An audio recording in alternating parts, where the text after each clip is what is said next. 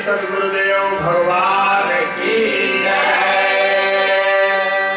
सच्चाई बहुत कड़वी है। कहते हैं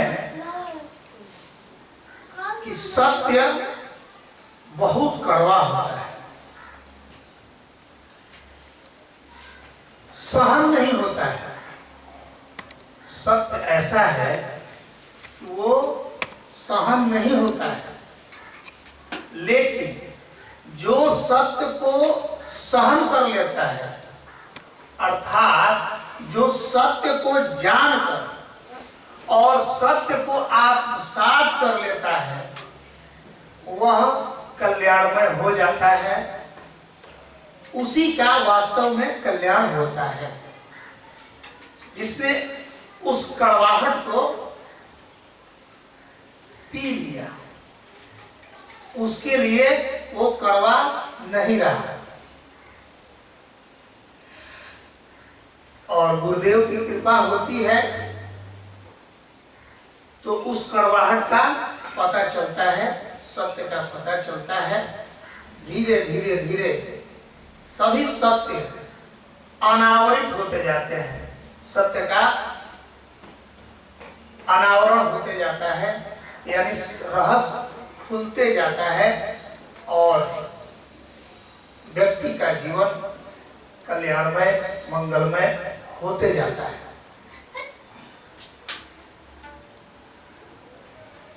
कड़वा सच मेरे देखने में, मेरी समझ के अनुसार सबसे कड़वा सच, सबसे कटु सत्य है कि कर्म का फल भुगतना ही पड़ता है। ये सबसे कड़वा सच है। हम लोग सोचते हैं कि कट जाएगा, कोई ना कोई उपाय निकल जाएगा, जो हम किए होंगे उसको भुगतना नहीं पड़ेगा। ऐसा नहीं है। ये सच्चाई है, कड़वी लगेगी, कि जो कर्म हम मनुष्यों से हो जाता है और किसी से नहीं, जो प्रारब्ध भोग में है, जो केवल प्रारब्ध को भोगने के लिए पशु योनि में, पक्षी योनि या जो भी आप नीचे की जो निम्न योनियां हैं, उसमें ये बात नहीं है। मनुष्यों में बात है। मनुष्य ने जो कर्म किया उसका फल बनेगा और उसका फल भोगना ही होगा, ये निश्चित है। पुण्य कर्म करेंगे तो पुण्य कर्म का फल भी न चाहते हुए भी भोगना पड़ता है। पुण्य कर्म का फल यदि आपको राजा बनना है तो आप नहीं भी चाहेंगे तो जबरदस्ती आपको राजा की कुर्सी पर ले जाकर सिंहासन पर बैठाया जाएगा। उससे बचने का कोई उपाय नहीं है। और पाप कर्म अगर किए तो आप पाप कर्म के फल से भी उसी प्रकार, जिस प्रकार पुण्य कर्म के फल से नहीं बच सकते हैं, उसी प्रकार पाप कर्म के फलों से भी बचना असंभव है। उस फल को न चाहते हुए भी लेना पड़ता है। तो कर्म का फल हमें भोगना पड़ता है।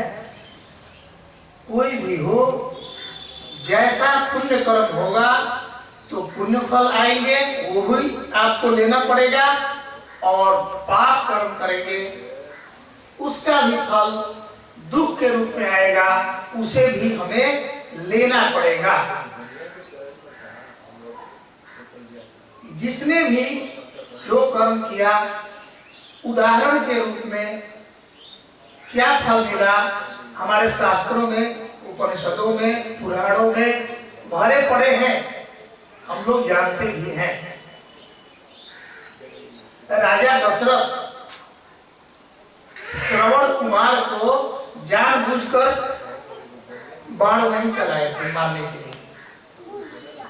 हम लोग कहते हैं ना कि अनजान संजान महाकल्याण। अरे ये अनजाने में हुआ होगा तो उसके लिए कोई बात नहीं, लेकिन शब्द भेदी बाण चलाने की कला जिस दिन दशरथ ने सीखा होगा और कि शब्द सुन करके मैं बाण चलाऊंगा और मैं जिसके लिए चलाऊंगा वो बाण से व्यथित हो जाएगा। तो श्रवण कुमार को अनजाने में तीर लगी थी। उन्होंने, राजा दशरथ ने सोचा था कि मैं किसी हिरण को मारने के लिए अपना बाण चला रहा हूं। लगता है हिरण पानी पीने आई है नदी के किनारे, और उस अनजाने में उस शब्द भेदी बाण का प्रयोग किया दशरथ ने और लगा श्रवण कुमार को। लेकिन अनजाने में किए हुए कर्म का फल राजा दशरथ को पुत्र वियोग, जिस प्रकार श्रवण कुमार के माता पिता पुत्र वियोग से मरे, उसी प्रकार राजा दशरथ को राम जैसे पुत्र के पुत्र वियोग में प्राण छोड़ना पड़ा, मरना पड़ा। तो ये भोगना पड़ता है। आप देखें राजा नहुस, उनको भी भोगना पड़ा था। राजा नहुस का परिचय आप लोग जान लें। विष्णु के नाभि कमल से ब्रह्मा की उत्पत्ति हुई, ब्रह्मा से अत्रि, अत्रि से चंद्रमा, चंद्रमा से बुध, बुध से इलानंदन पुरुरवा, राजा पुरुरवा का जन्म हुआ, और पुरुरवा से राजा आयु का जन्म हुआ, और उस राजा आयु के पुत्र थे राजा नहुस। ये परिचय है, बहुत बड़े खानदान से थे राजा नहुस। राजा नहुस के भी 6 पुत्र हुए, याति, अयाति, ययाति, सयाति, वियाति और कृति। ये 6 पुत्र राजा नहुस के हुए। उन्होंने भी राजकाज किया है, अपना कर्म किए हैं। राजा नहुस उस समय धरती के प्रतापी राजा थे, धर्मात्मा राजा थे, और उस समय इंद्र का पद खाली था, इंद्रासन खाली था। इसलिए कि त्वष्टा नामक ब्राह्मण का एक पुत्र था त्रिशिरा। 3 सिरों वाले को त्रिशिरा कहते हैं।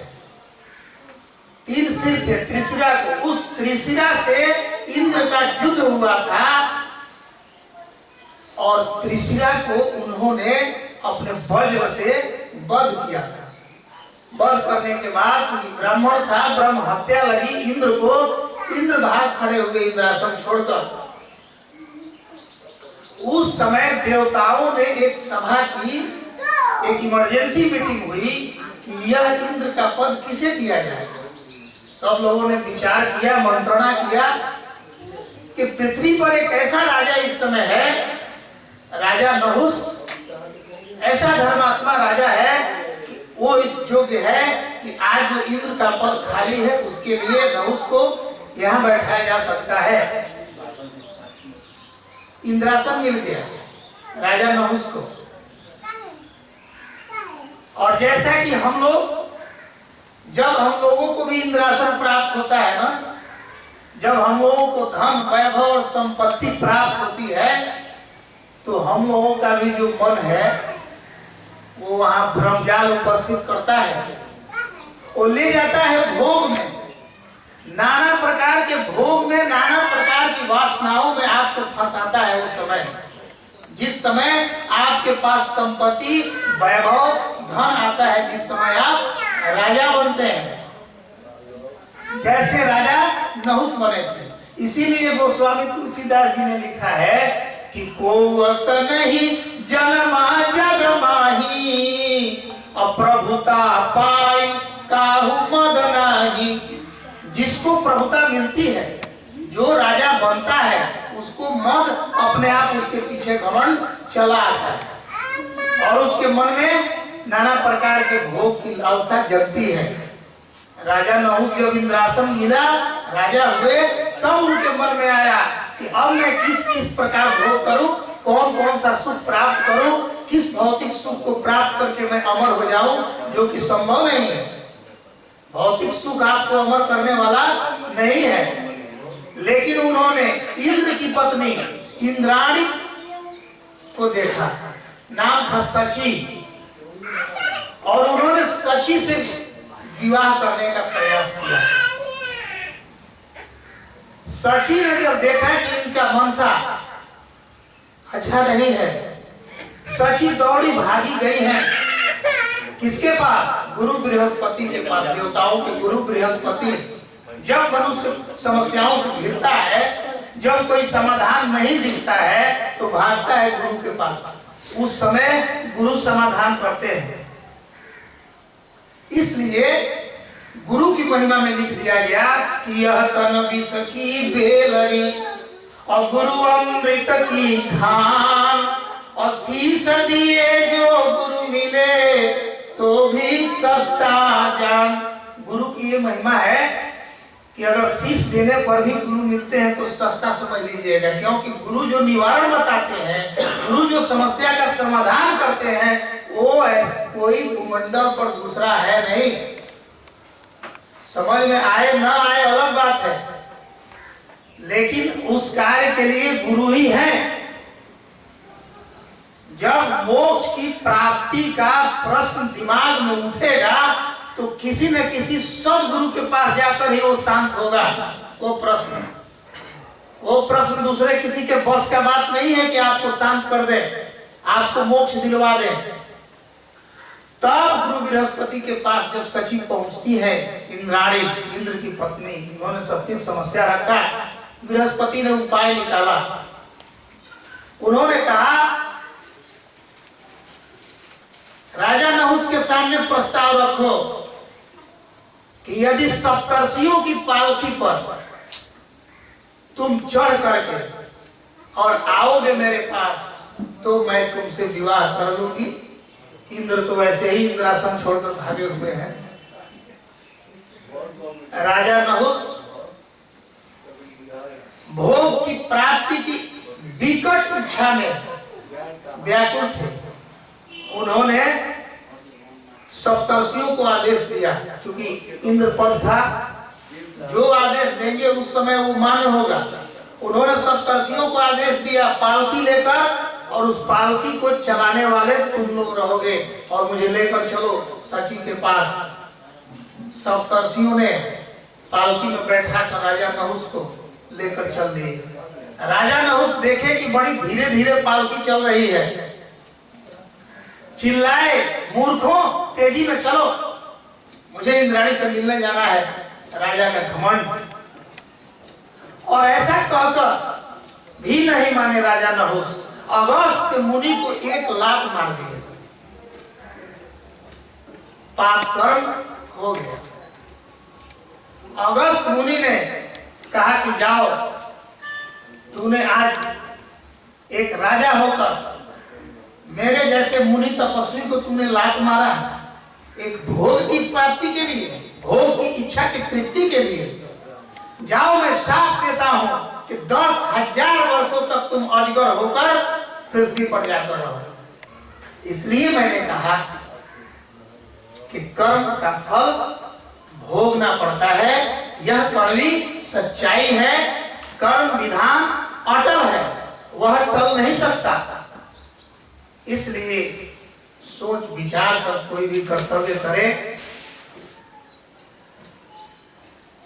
जो यहाँ स्वामी जी की प्रेरणा से कुछ आप लोगों को सुनने को मिलता है, उसको अपने जीवन में उतारने का प्रयास करें। केवल सुनने से, केवल कहने से कोई समाधान नहीं होगा। करने से समाधान होता है, सिद्धांत से समाधान नहीं होता, प्रैक्टिकल से समाधान होता है, व्यवहार से समाधान होता है। इसलिए व्यवहार में एक एक छोटे छोटे सुधार अगर आप करेंगे, तो धीरे धीरे ऐसे सुधार होंगे, ऐसे आप विराट मंगलमय बनेंगे जिसका कोई जवाब नहीं होगा। प्रेम से बोलिए श्री स्वामी जी महाराज की जय।